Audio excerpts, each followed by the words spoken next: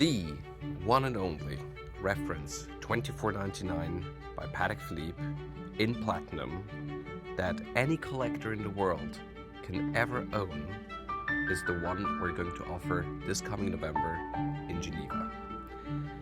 I'm sure every specialist in any field here at Christie's has one or two items on their list of I must once in my life have it list. This is my watch. The watch was made in 1987 in a run of 2 examples only, probably by specific request of Patek Philippe's owner, Mr. Philippe Stern.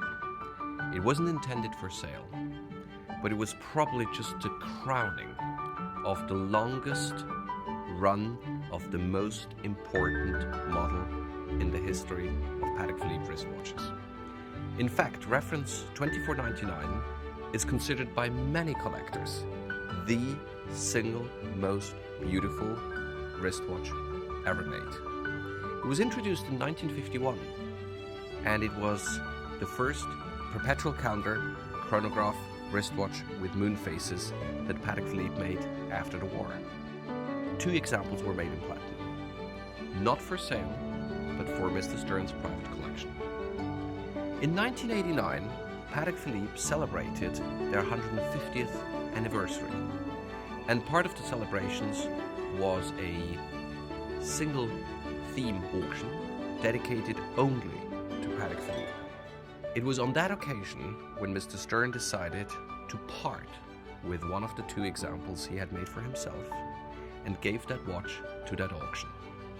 It is now an incredible emotional moment for me to have this watch from Eric Clapton, the 3rd owner since its original sale back at the Jubilee auction.